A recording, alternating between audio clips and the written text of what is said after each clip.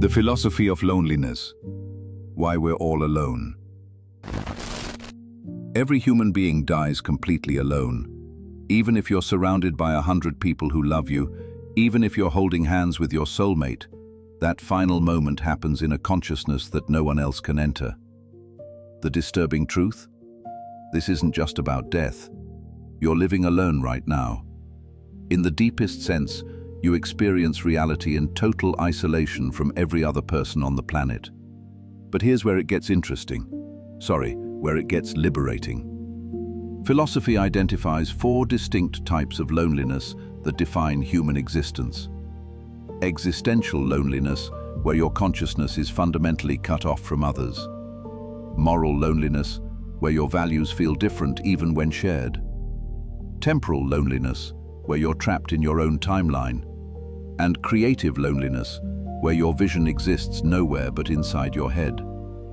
Most people run from this reality, spend their whole lives trying to escape it through relationships, work, entertainment, anything. But what if mastering these 4 types of loneliness is actually the key to becoming more attractive, more authentic, and more powerful in every relationship you'll ever have? What loneliness really is. First, let's kill a myth that's ruining people's understanding of this entire topic. Loneliness has nothing to do with being physically alone. You can feel crushing loneliness surrounded by friends at a party. You can feel perfectly content reading philosophy for 6 hours in an empty room. The number of people around you is irrelevant. Real loneliness, the kind philosophers obsess over, is about disconnection from shared experience. It's the recognition that your inner world is fundamentally inaccessible to everyone else. No matter how much you love someone, no matter how well they know you, they can never truly inhabit your consciousness. This might sound depressing. Actually, it's the opposite. Let me rephrase that. This is where things get powerful. Each type of loneliness reveals a specific skill you can master. Existential loneliness teaches radical self-acceptance. Moral loneliness develops genuine courage. Temporal loneliness builds presence. Creative loneliness generates authentic confidence. The philosophers who mapped these territories weren't trying to make us miserable. They were showing us how to transform isolation into strength. How to stop running from our aloneness and start using it as a source of power. Because here's what they discovered. The people who master their loneliness become magnetic in ways that desperate connection seekers never can. Existential loneliness, the big one. Sartre had this brutal insight that most people can't handle. He said consciousness is fundamentally opaque. No one can access your inner experience except you. When he wrote, "Hell is other people," he wasn't being antisocial. He was pointing to something much more disturbing. You know that feeling when you're trying to explain something important to someone and they just don't get it? Not because they're stupid, but because your experience is literally untranslatable. You can use words, gestures, stories, but you can never actually transfer what it's like to be inside your head. This is existential loneliness. Your consciousness is a private theater with an audience of one. Camus took this further. He said we're born into a world that doesn't care about our need for meaning, connection, or understanding. We scream into the void, and the void doesn't even acknowledge us. Every relationship is 2 isolated consciousnesses trying to bridge an unbridgeable gap. Most people run from this realization. They chase endless validation, desperately trying to prove their inner world matters to someone else. But here's the skill the existentialists discovered, and why mastering this makes you irresistible in ways I'll explain in a minute. Radical self-acceptance. When you truly accept that no one can fully understand or validate your experience, something shifts. You stop performing for others. You stop needing their approval to feel real. Let me give you a deathbed exercise that clarifies this instantly. Imagine you're 90 years old, lying in a hospital bed. Your closest friend is holding your hand. In that moment, they cannot experience your memories, your regrets, your final thoughts. They cannot die with you. You face that ultimate transition completely alone. But notice what happens when you accept this instead of fighting it. The desperate grasping for others to understand you disappears.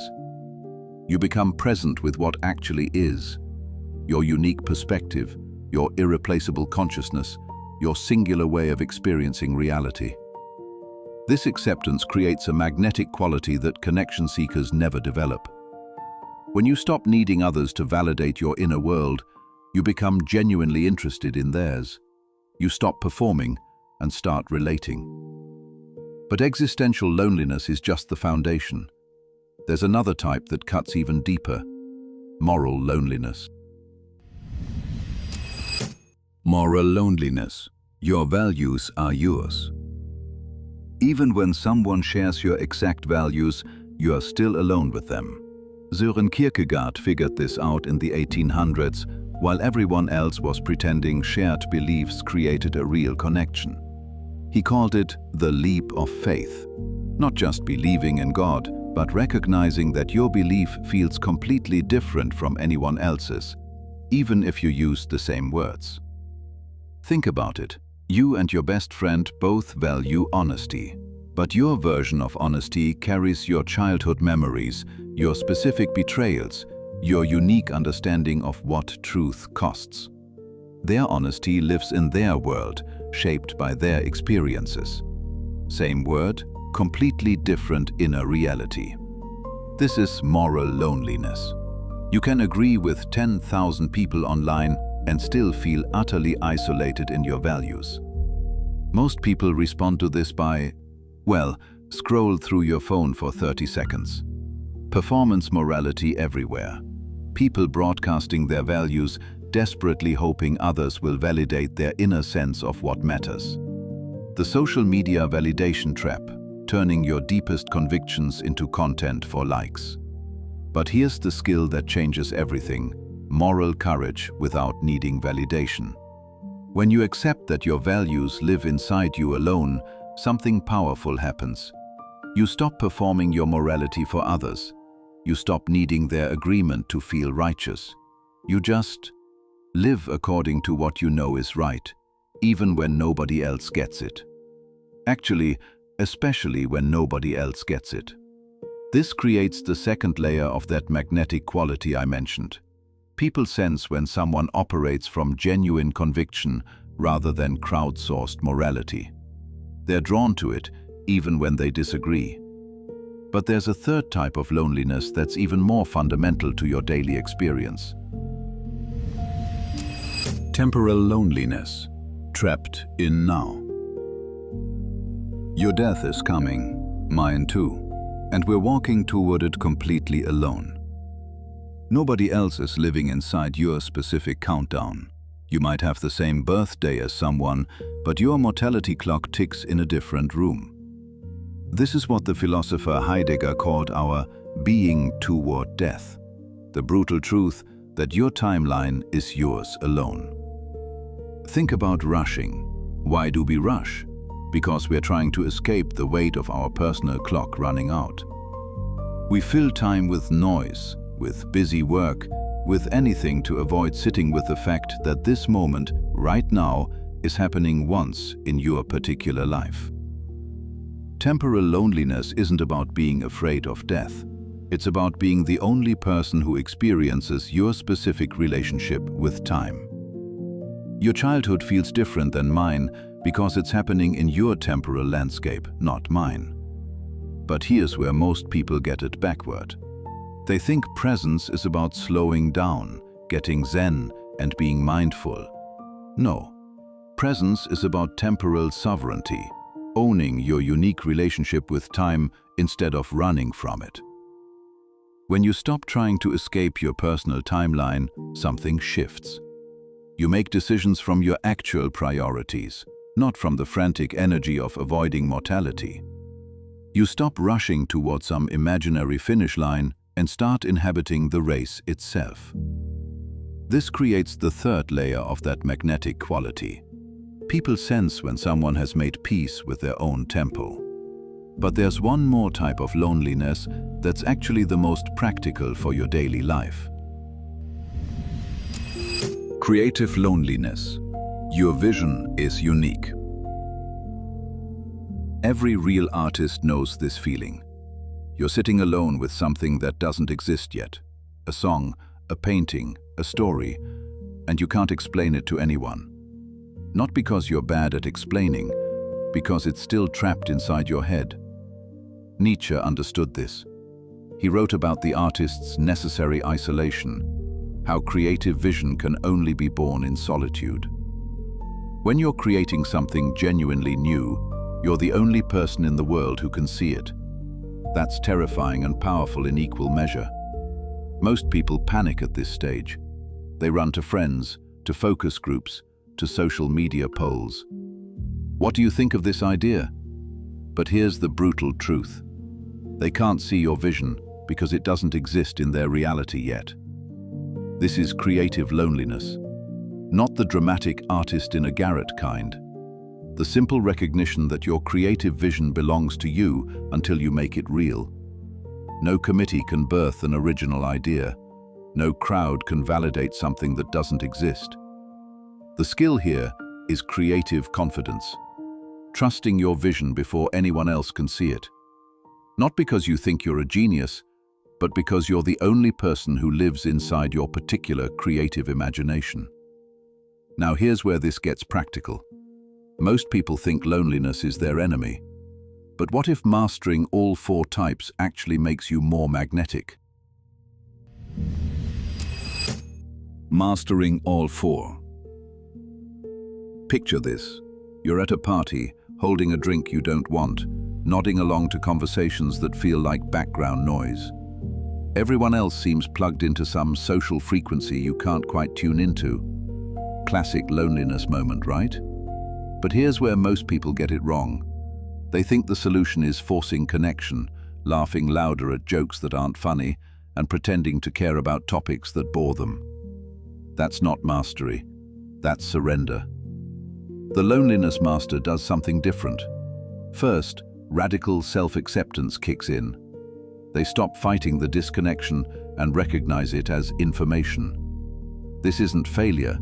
This is their consciousness being honest about what genuinely engages them. Then moral courage. Instead of morphing their personality to fit the room's energy, they stay true to their actual values. Maybe they find the one person talking about something real, or maybe they just... Actually, let me correct that. Maybe they create space for real conversation instead of waiting for it. Temporal sovereignty keeps them present. They're not stuck replaying earlier awkwardness or rehearsing their exit strategy. They're here, aware, choosing their responses instead of reacting from loneliness panic. And creative confidence? They trust their unique perspective enough to contribute it. Not desperately, but genuinely. They know their particular way of seeing the world has value, even if, especially if, it's different. Here's the paradox that breaks most people's brains. The person who's mastered loneliness becomes magnetic precisely because they're not needy for connection. They radiate self-possession. They're present with you because they choose to be, not because they're afraid of being alone. That's attractive. That's rare. That's power disguised as solitude. Your loneliness is your power. So here's the disturbing truth nobody wants to admit. Loneliness isn't your enemy, it's your most honest teacher. Every moment you feel disconnected from others, you're getting crucial data about who you actually are. Your existential isolation, that's showing you the irreplaceable nature of your consciousness. Your moral loneliness, that's revealing the authentic values you'll defend when nobody's watching. Your temporal isolation, that's demanding you show up fully in this moment, this life that's uniquely yours. And your creative loneliness, that's proof you have something original to offer the world. Most people run from these feelings. They medicate them with endless scrolling, fake connections, and borrowed opinions. But you? you're going to do something different. This week, pick one of these 4 skills. Just one. Practice radical self-acceptance when you feel existentially alone. Stand by your values when the crowd wants conformity. Stay present when time anxiety kicks in. Or trust your weird creative instincts, even if nobody gets them yet. Your loneliness isn't a bug in your programming. It's the feature that makes you irreplaceable. Now, there's something I need to clarify next time. Most people confuse loneliness with social anxiety, but they're completely different beasts, requiring opposite approaches. That misconception is costing you years of unnecessary suffering.